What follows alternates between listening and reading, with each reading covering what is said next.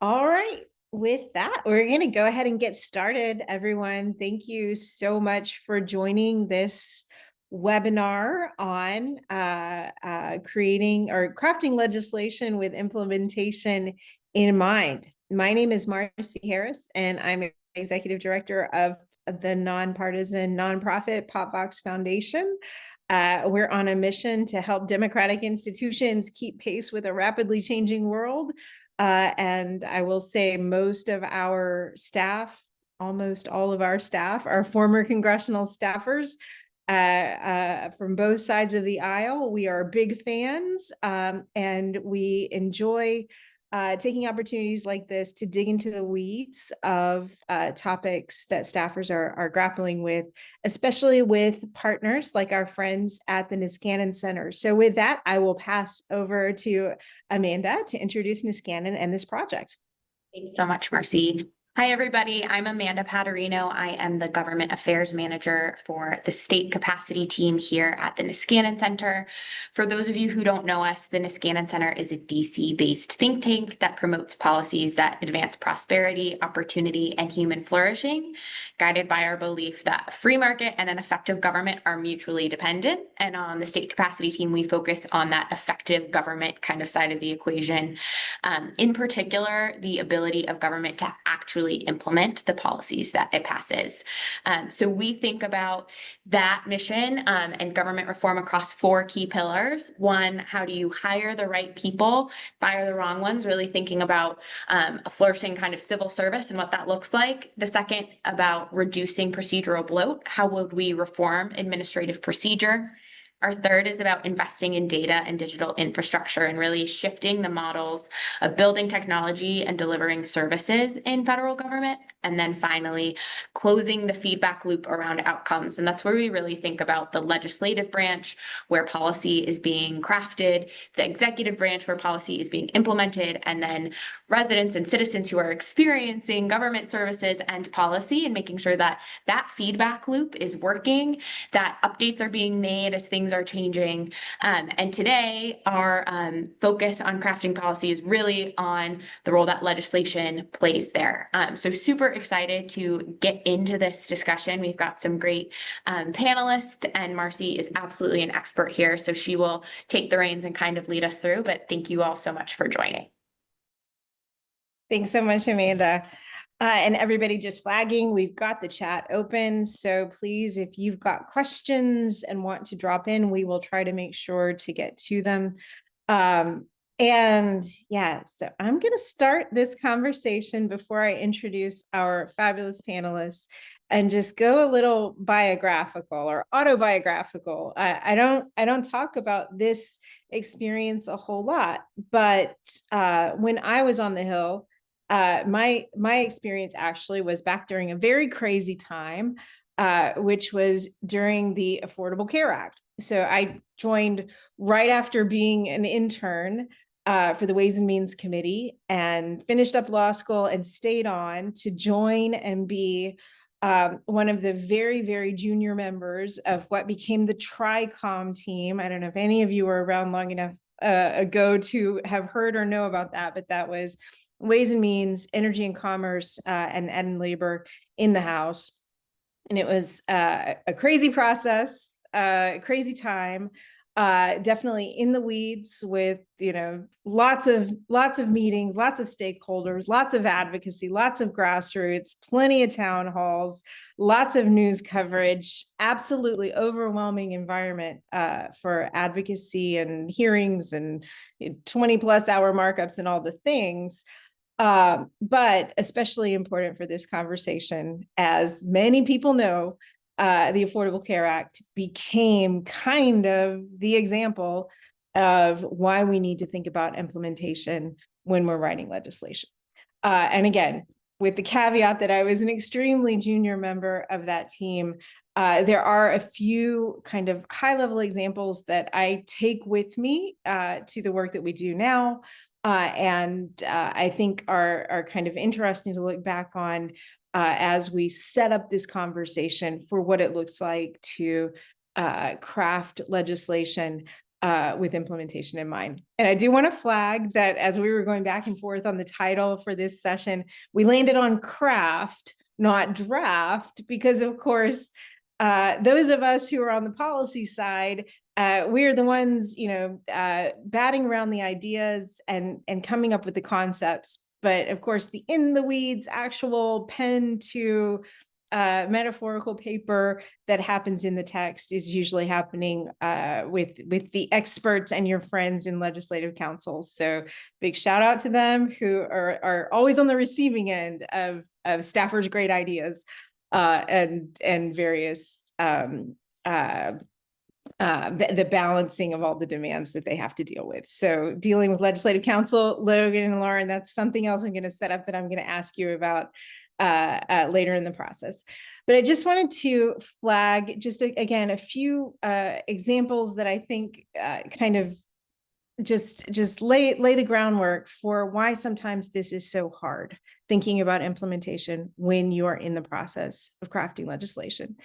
And so one example from, again, the ACA that I want to go back to, and I know some of you were so young at this time, but I will flag that one of the most important things that we were talking about back during that time when it was an extremely contentious political debate was that we were not allowed during that conversation to ever call the individual mandate payments a tax. That was verboten because it was such a contentious issue that this, the political demands of this policy was not itself a tax, that we just never used that word. And anybody who's a lawyer here who may have studied this when they were in law school might remember that actually the law was later challenged and went to the Supreme Court. And the arguments were Congress doesn't have the right to make this law. It's outside of the authority of Congress. And by one vote, in an opinion by Chief Justice John Roberts, the law was preserved.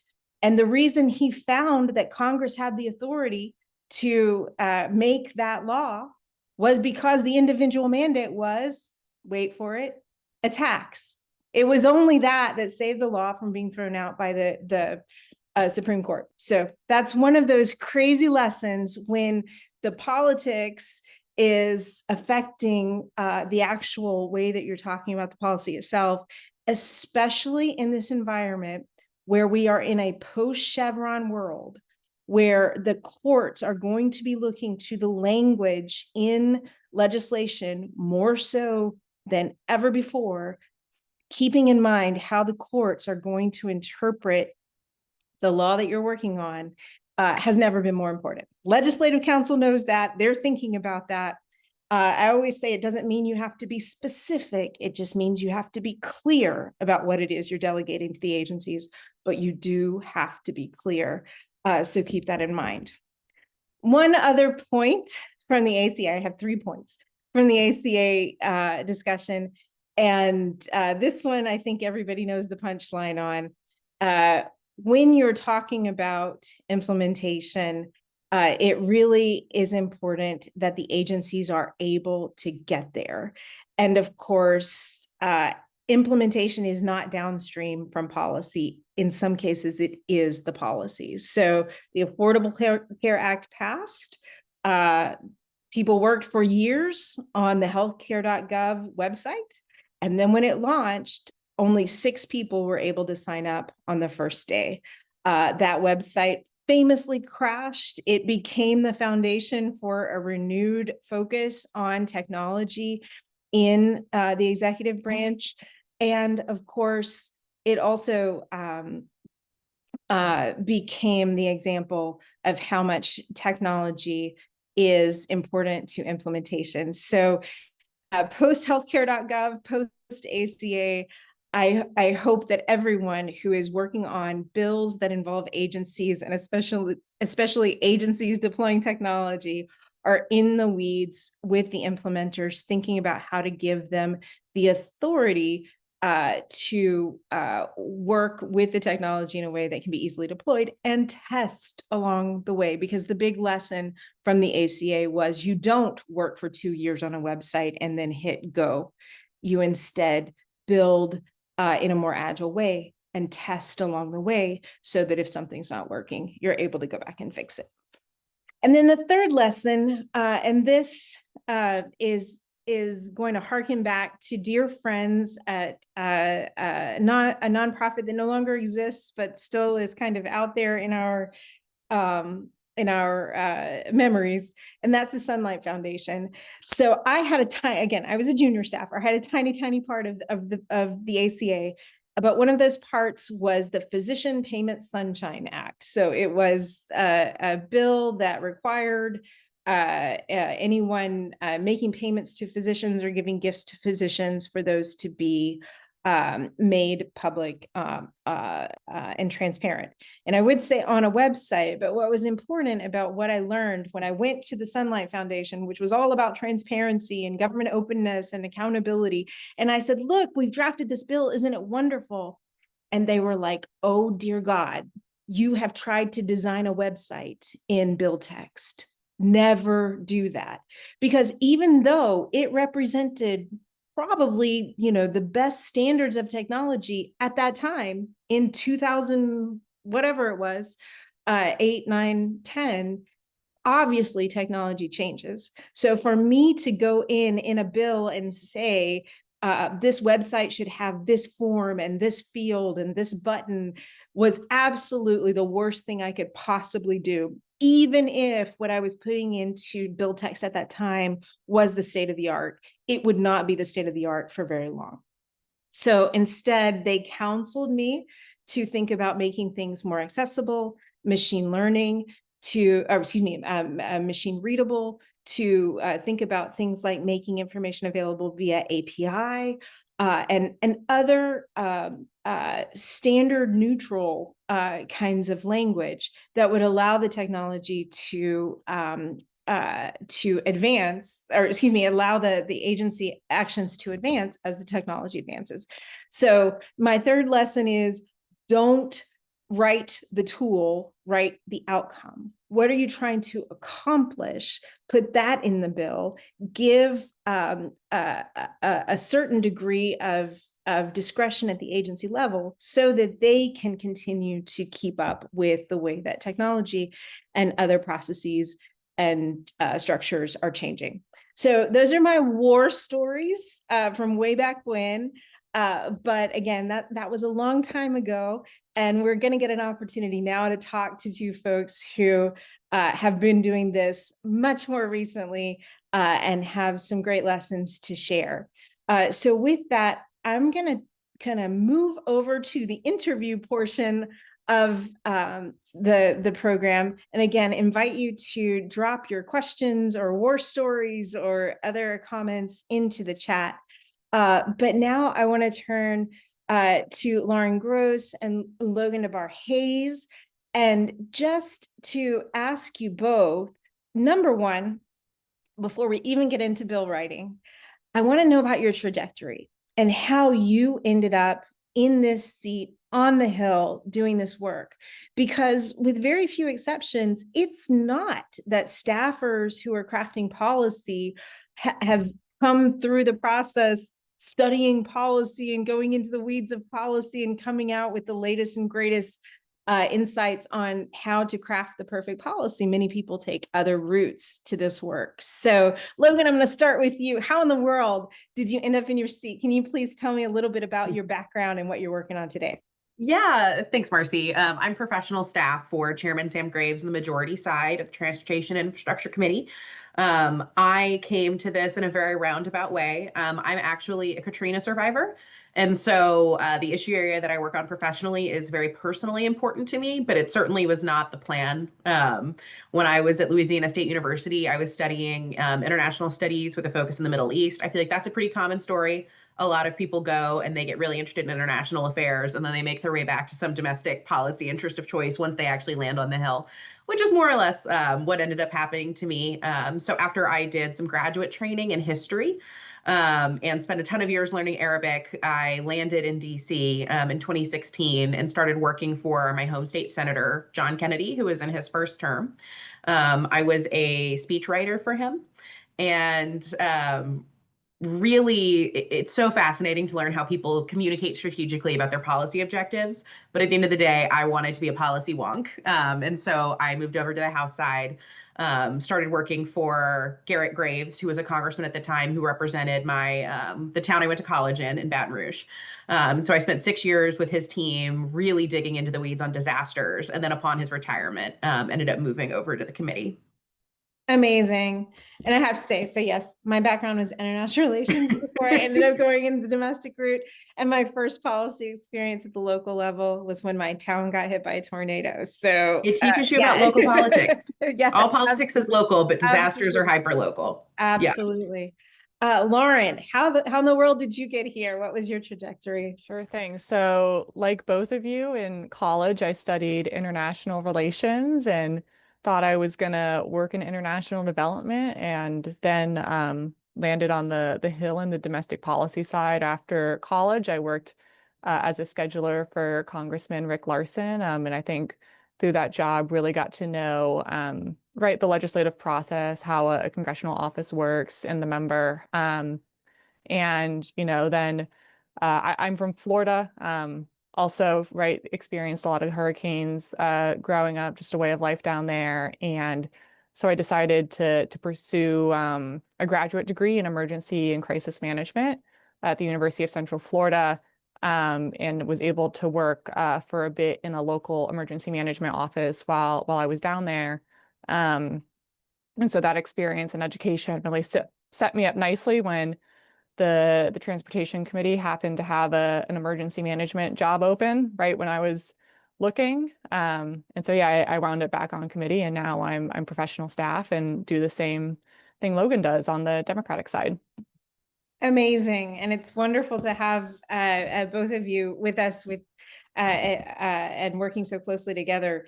What you both just described is a lot of experience on the substance of the topic, but that's not the same as policy experience. So how did you kind of have your first toe in the water experiences of writing these policies and thinking through, especially kind of not so much how a bill becomes a law, but how an idea becomes a bill? You want me to start, Logan? So I think for me, I'd had this kind of odd experience of starting federal, going to local, and then coming back to federal. And so I think, at first, I would have said that, you have an idea of what you want to do and what you want to solve, and then you write a bill and you talk to the federal agency, and that's it. And I think going back to the local level, I really learned that if you're not thinking about the people who are going to be implementing that law and dealing with it on a day-to-day basis, you're going to miss quite a lot when you're drafting. And I would see the local office I worked with struggle through FEMA's mitigation grants and FEMA's reimbursement process, and how frustrating all of these things that I knew working at the federal level just simply weren't considered because they don't have the same day-to-day experience as a local worker, make it difficult for the outcomes that we had envisioned to take place. And so, I really have tried to take that back now that I'm back on the Hill, and make sure, we're talking regularly to the folks that are going to have to work with the policies that we create. I think we do the easy part, and they probably do the hard part, having to fill out these grant applications and follow all of the eligibility requirements. And so I try to be very mindful of that, given that local experience. But Logan, what is your take? Yeah, I mean, I think, I've had 2 Hill jobs, and, working in the Senate can often, especially for a freshman member who's figuring out his identity, can often very much be about trying to, especially working in speech writing, it's about getting your moment kind of on the news? How can you make a local story or something that's important to your locals kind of have an impression on a grander stage?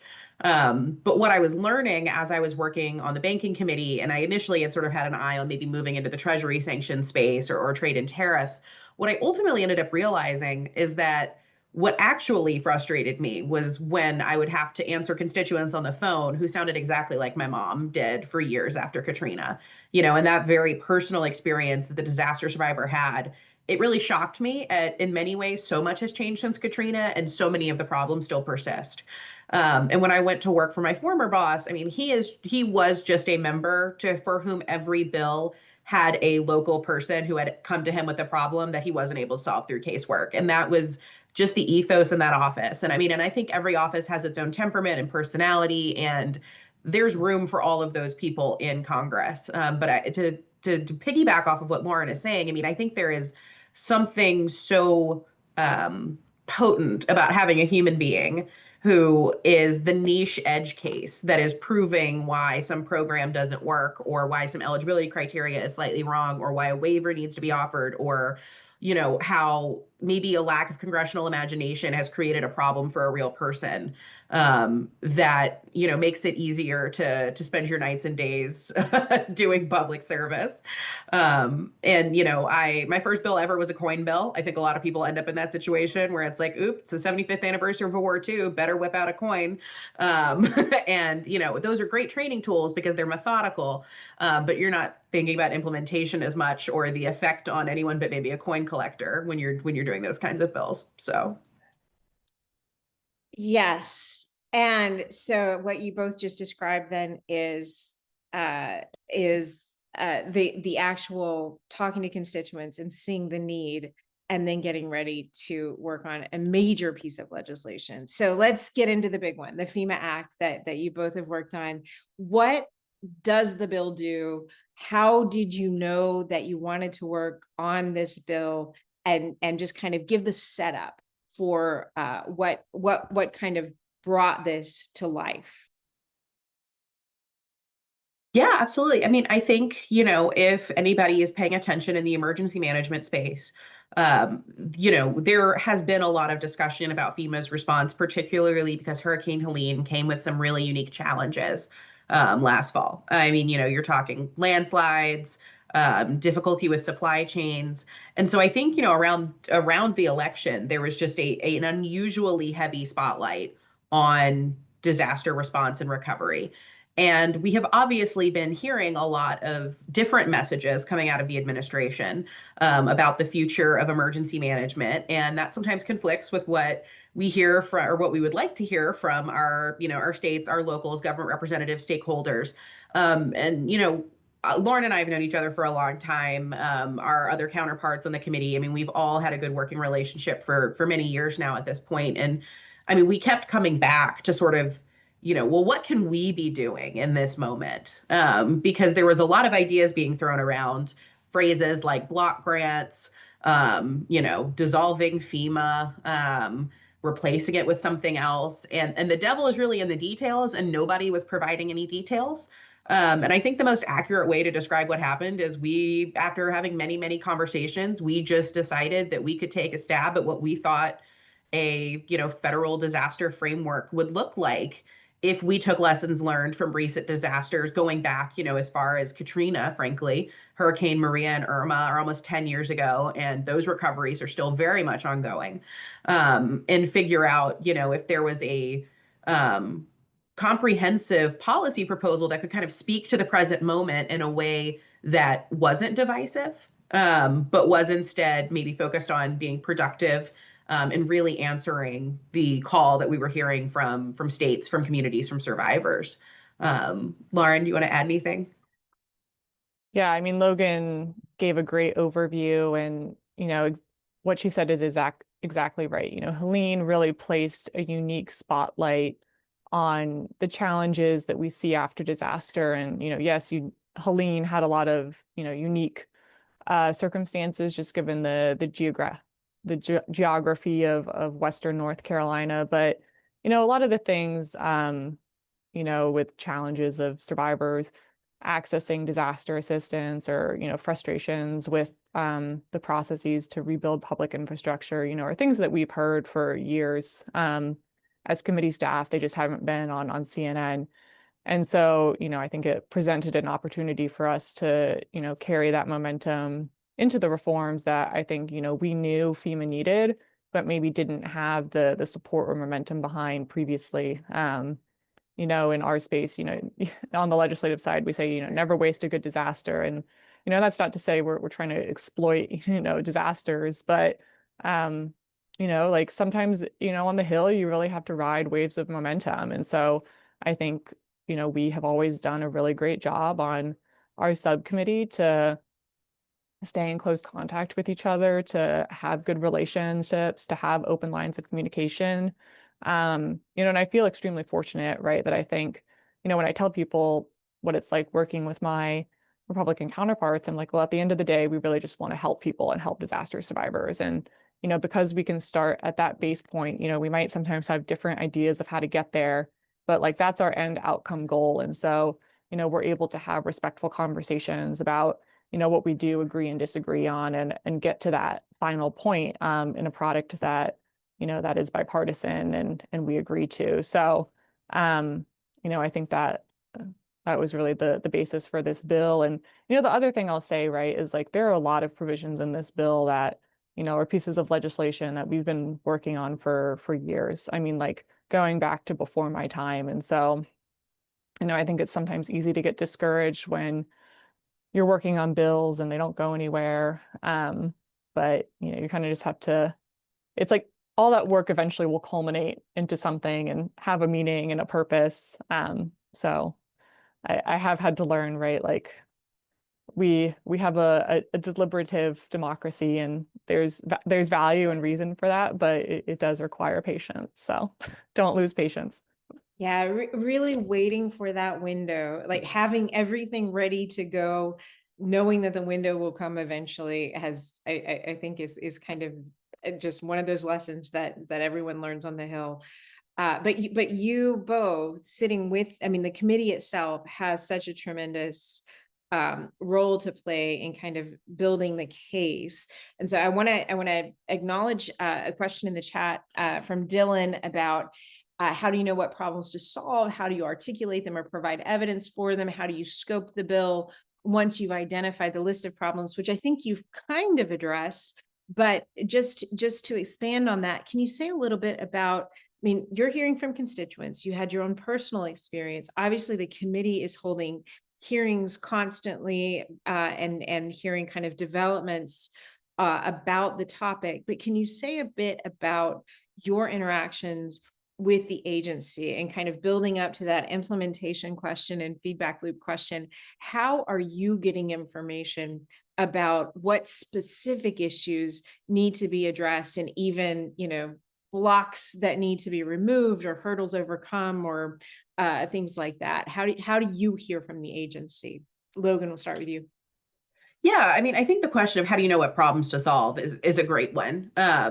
And, in my old job, we would have said, the problem that you solve legislatively is the problem you can't solve some other way faster, because casework is such a phenomenal way to solve problems. But there are ultimately, sometimes you run into walls, right? And you're like, you've hit a moment where the law has constrained you or an interpretation of the law has constrained you. And now you need to craft a solution. And I mean, the way we began, our stakeholders are a little bit different, right? Neither Lauren nor I really talk to constituents in this role. I mean, any interaction we have with constituents is usually filtered through a personal office, be it our member's personal office or the personal office of some member on our committee. But we do have stakeholders and, we began with conversations, like we went to the National Governors Association and we're like, you guys are hearing the same thing we're hearing. What do you think is going to happen? What could you stomach? What would be good or bad about what's being proposed? If you could design something, what would it look like? And I think we were working on multiple different paths at once. I mean, we had our pre-existing work. We were conducting active fact finding by meeting with stakeholders. And we were also crafting hearings, right? Thinking about who the thought leaders were in the space and kind of pulling together hearings that would help us kind of further investigate through their testimony, through the lines of questioning, through member engagement. Interestingly, I mean, I think with the FEMA Act, we obviously have an oversight role with the Federal Emergency Management Agency, and we have always worked very closely with them. And we did several briefings with them to get information about public assistance is something that's talked about a lot. We had a lot of questions about hazard mitigation grant program funding, kind of what is delaying those dollars getting to communities, things like that. Interestingly, we did not get TA from them on our bill. And I mean, later on, we can kind of go into why. We are in a unique moment. There were some unique considerations with this particular committee product. And I would generally never recommend that a personal office LA not get TA from a committee. I mean, we kind of have a different point of leverage here in our unique circumstances. But we have had really good conversations in figuring out where the limitations of the agency's ability to act now are. And those limitations are, they are legal, they are interpretive, they are staff and capacity based, they are technological, they are resource driven. And so that helped inform our scope. We figured out how far FEMA could go, and we realized that there needed to be a legislative intervention to get them to the place where we think we can better align Americans' expectations of their federal disaster framework with what is actually going to happen after an emergency. That's really helpful. And I just want to flag one thing that you're talking about, starting with stakeholders like the National Governors Association that are hearing from their constituents too. And just to flag that TA, for anybody who's wondering about that acronym, is technical assistance. And normally the committee would be talking with people within the agency there to get insight on what's going on. Lauren, over to you. Yeah, as a committee staffer, I definitely have to reemphasize that point. I mean, typically when we bring a bill to markup, my first question to the member office is, do you have TA? And if the answer is no, I say your bill is not eligible for markup. So this is certainly a unique circumstance. But yeah, I mean, I think we have worked with FEMA for a very long time, and, FEMA is kind of in this unique position where they're twisted, and I think their counsel is twisted into a bit of a pretzel, whether it be because they're over interpreting certain things, or FEMA has a problem where they defer to regulations and they prioritize them over federal law, which is not legal. And so we and also the current moment challenges that Logan referenced were all part of the reason that we chose to not seek TA at this time. But that's, like Logan said, like we really made a point to include stakeholders in this process, and we knew we wanted to move quickly and like have a product before the height of disaster season. And so what we did is we drafted together and put together and we talked to a lot of folks, and we put together a product that we then made public as a discussion draft. And then for the past 2 months, like we've been receiving, hundreds of comments from stakeholders on the specific language. And then we incorporated the majority of a lot of those before we introduced yesterday. And so in that way, we were able to, really have this be a product that has been reviewed. And something else, right, is like we've spoken to a lot of people who maybe aren't at FEMA now, but used to work at FEMA. And so that can sometimes be a way to get shadow agency TA. And of course, all the provisions that were previously worked on by the committee that are legacy priorities have all had TA. So yeah. There's more questions in the chat about TA. Can you say a little bit about what that looks like normally? So maybe not with this bill, but in earlier bills. Just is it picking up the phone? Do you have a list of contacts? Is it a formal outreach by email or letter? Is it all the above? What does it normally look like? Yeah, I mean, I think there's two different kinds of in the questions here. I mean, on the one hand, getting TA from an agency, like if I were the LD for Garrett Graves, like I was last year, We typically would run our bills. We would work with LegCo. We would do our research. We would work with Office of Legislative Counsel, LegCo, Congressional Research Service, another fabulous resource, potentially private stakeholders or off the hill groups. We would draft something. And, LegCo is it's a lawyer, right? They are being helpful. CRS often employs attorneys.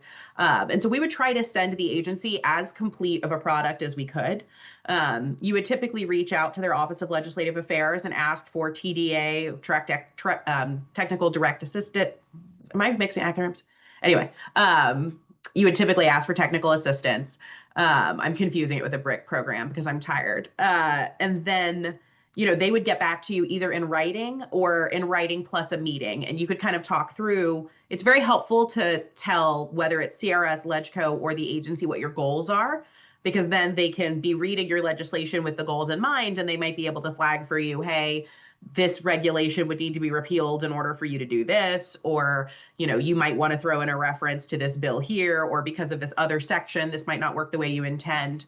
I think often when offices don't reach out for TA, it's because they don't know to.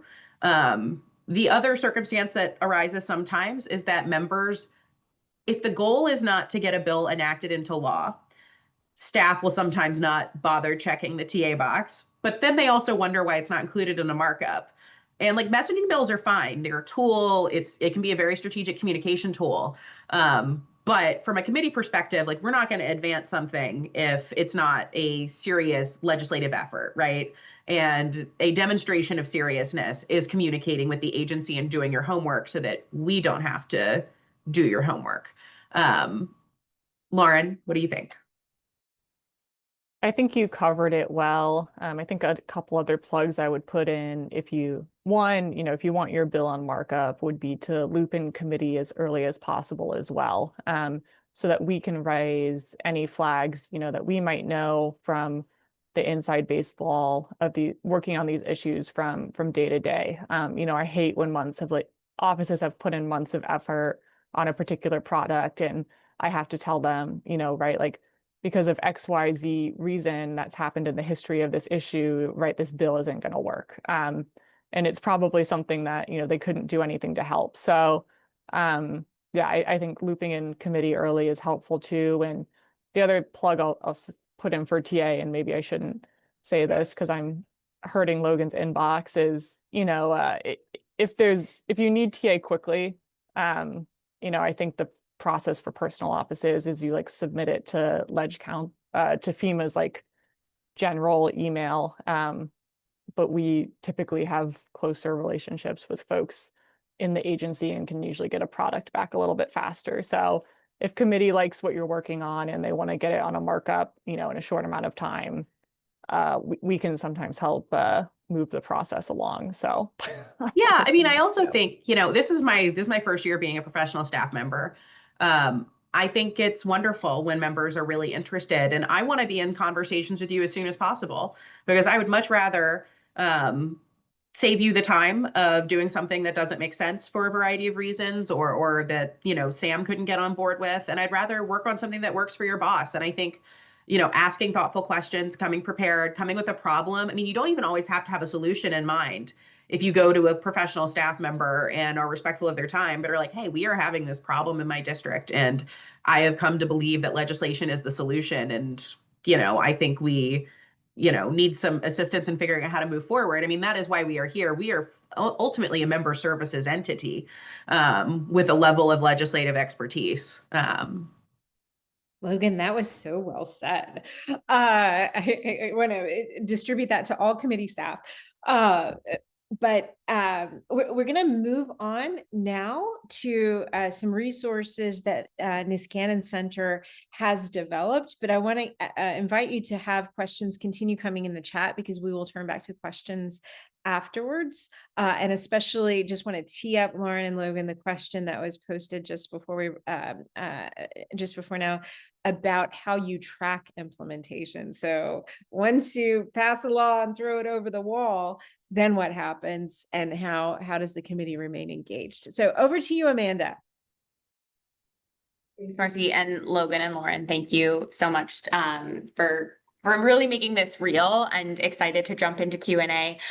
Really quickly before we get there, we just wanted to preview a tool that we are launching on the Niskanen side of things to help in this process. I'm going to drop a link in the chat for our new legislative guide and can pull this up. But as we are on the Hill and having conversations about government capacity, about the 4 pillars, the thing that we always hear right away is, okay, what can I do from where I am sitting here on the Hill? So this legislative guide is a tool to help with that. It is a reference guide that you can use during the bill crafting process to really think about what are the challenges of implementation and how can you write legislation with the best chance of success there.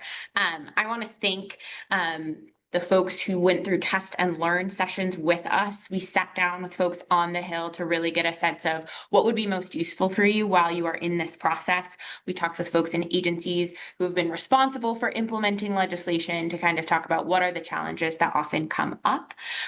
So I can share this now, but the hope is this is something that you print out, you can pin up on your desk, and then whenever you are starting to draft a piece of legislation, if you are thinking about co-sponsoring a bill and taking a look at it, you can use this set of questions to really help think about what do we need to make sure that implementation is successful? Not everything here is going to apply to every single bill, but we hope that the thought exercise really helps you get to that level.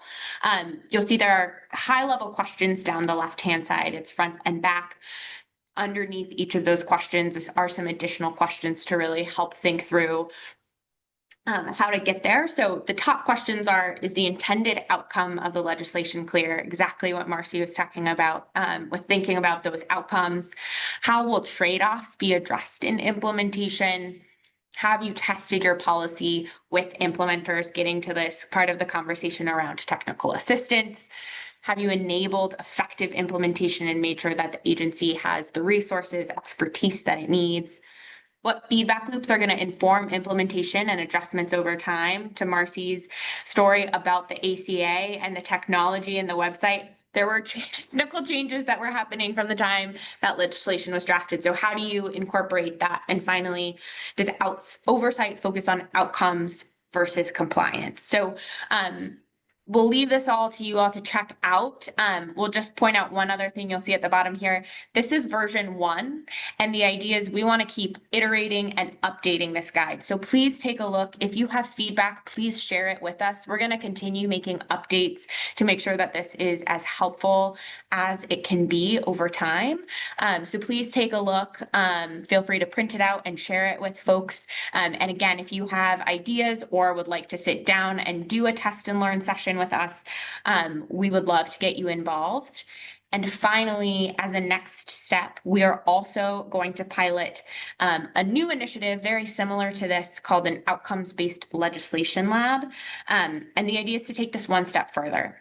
Here's a reference guide that you can use as you're drafting your legislation, but what would model legislative language look like? What are examples of language that has enabled successful implementation in the past, or language that has tripped up agencies on the back end, even when folks had really come together and written a bill with the right outcomes in mind? So we're about to launch this. We're in very early stages and starting with some retrospectives on major legislative efforts over the past few years to learn about what has been successful and not. I will drop the link for our interest forum in the chat for that as well. We'll also send both of these links in our follow-up emails. But if you're interested in getting involved in the legislation lab, please let us know if you have thoughts about the legislative guide.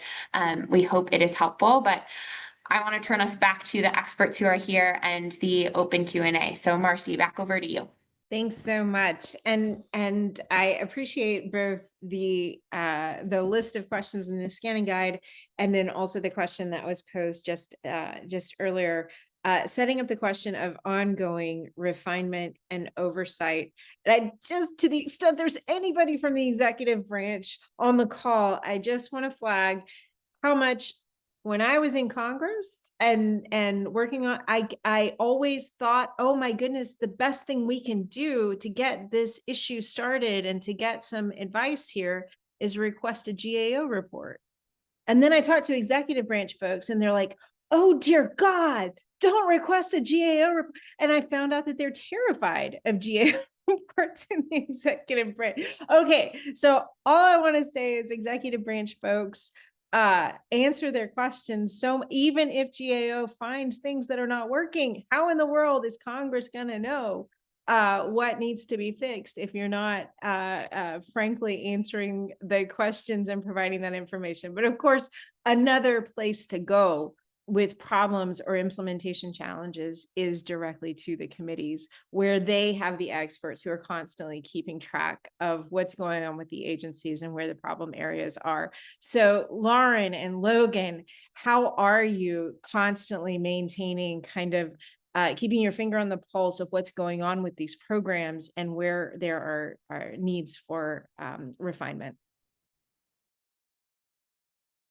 I can start with that. And, you know, the first thing I'll say is I hope personal office staff are like never afraid to reach out to committee. You know, I get messages sometimes from folks and they're like, I'm so sorry to have disturbed you, you know, but I have this question and I don't know where else to get the answer. And like Logan said, like we are a member services entity, like please reach out.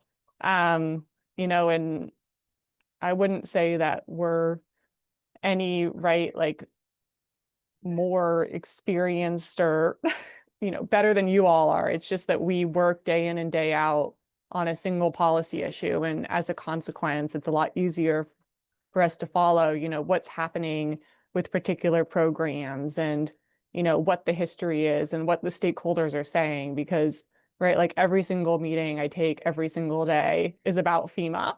You know, I'm not tracking 10 other policy issue areas like you are in personal offices. So, you know, I think that's how we stay on top of it, right? Is it's just what we do all the time. And, you know, if that can be of use to a personal office, please let us know. Logan, I'll turn it over to you too.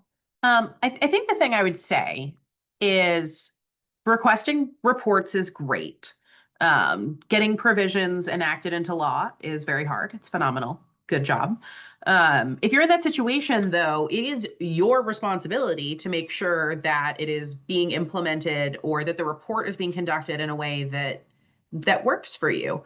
I seriously had a funny experience when I started in this job. I had just come back from maternity leave, and my colleague on the water subcommittee forwarded me a report that my former boss had gotten enacted in WARDA 2024 that like had been completed. And I was like, oh my God, I've never seen a report before. You know, it's like GAO obviously publishes their findings publicly on the website, but I mean, this was an Army Corps report and we had directed the Army Corps to do something. And so often it's like a black box where a personal office requests a report, or maybe you negotiate down to a report because there wasn't enough information to like go ahead and enact your full legislative solution. And then it's like it's very easy as a personal office staffer to be like, box checked, on to the next one.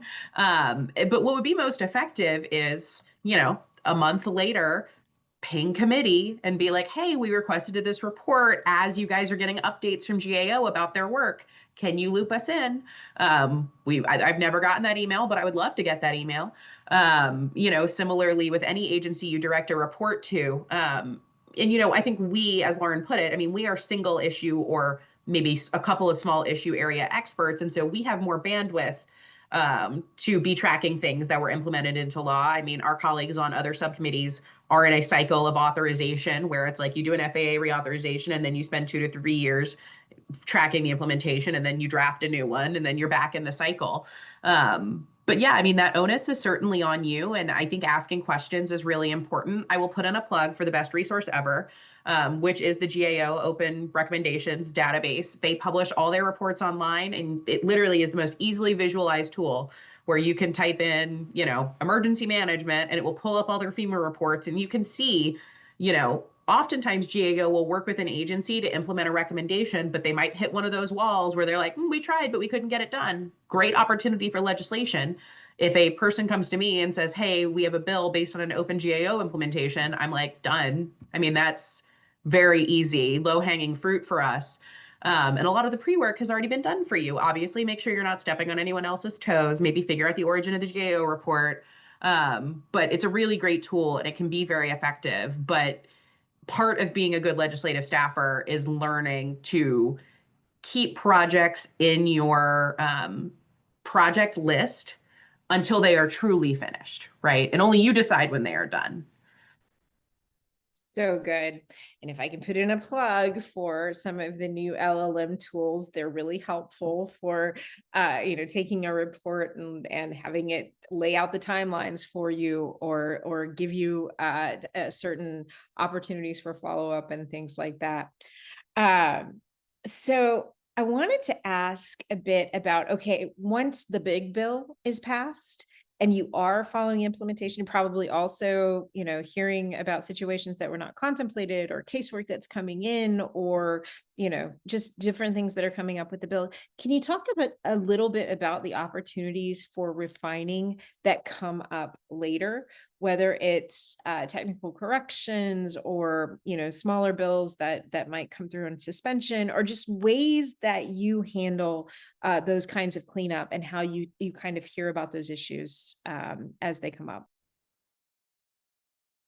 Yeah, so I mean, bills are certainly an ever-evolving product and until they become law, right? So we introduced the bill yesterday, but before it goes to markup, I expect we'll do either what's called an ANS, an amendment in the nature of a substitute, where, right, we agree to make some changes to the bill and then basically reintroduce the bill with the changes, like as an amendment to the bill. And so that's right, you're substituting the previous product, or a manager's amendment where, the chairman and the ranking member agree, drop an amendment at markup that is bipartisan, and that's another way to make changes. Of course, other members are allowed to offer their amendments at markup, and so that's another way that the text can change in the markup process. Between the time that committee passes the bill and it goes to the floor, committee is able to work on a bipartisan basis to make changes to the text before it's passed on the floor. And that typically looks like last minute negotiations or technical corrections in order to come to an agreement that will enable the bill to pass the House. And then the bill goes to the Senate. And the Senate has lots of their own ideas and thoughts. And, typically, one of two things can happen. Three things can happen. One, the Senate could pass the bill that passed the House, but that would mean the Senate would have to not make any changes, which they don't like to do. Two, right, the Senate can make changes to the bill and pass it through the Senate, in which point it would get kicked back over to the House, and then we're able to pass a final product. And then the third thing is, the Senate might say, like, we find an opportunity to move something in a larger package, whether it be NDAA, an appropriations bill, a disaster supplemental. And so we're kind of negotiating behind the scenes to make changes and come to agreements before that large bill moves and is enacted into law. So if you're going to make changes to the text, like, it's easiest to do it before it's enacted. Also, right, like after a bill is enacted, you can do technical corrections bills and make changes that way. But like I said earlier, passing bills is not a short-term process. So if there's any way to do it right, by, just talking to the agency, having some sort of regulation or policy change, that's probably going to be faster than like passing a technical corrections law. Logan, do you have anything else? I do want to call out the very sweet comment in the questions, verbatim from anonymous attendee. Not all committee staff are approachable, but T&I, both sides, has the best member services around, and I think most personal offices would say so. Just want you to know how much we appreciate you, your helpfulness and responsiveness. So T&I, just wanted to make sure you saw that one. Also, for Woody Campbell, who's asking about prediction markets, I don't know of anybody in Congress who's working on that. Are you guys doing prediction markets? Not prediction markets, but my old boss loved to draft a conditional amendment. Lauren knows, when we were in the minority, he loved to, like, if this bill exceeds the CBO score, it doesn't take effect, like that kind of stuff.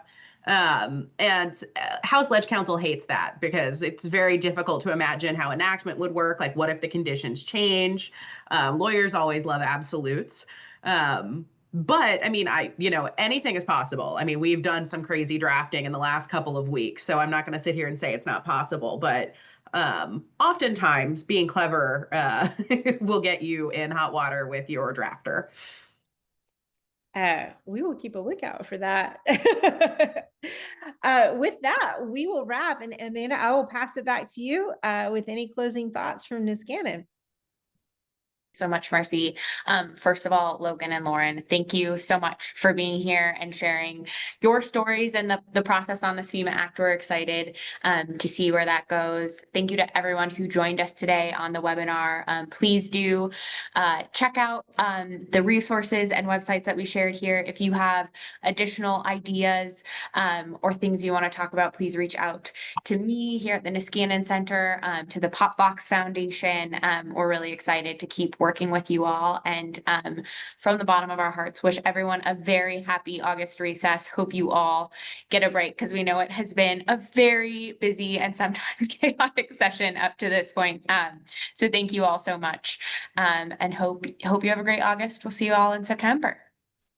Thank y'all. Happy August. Thanks, everybody.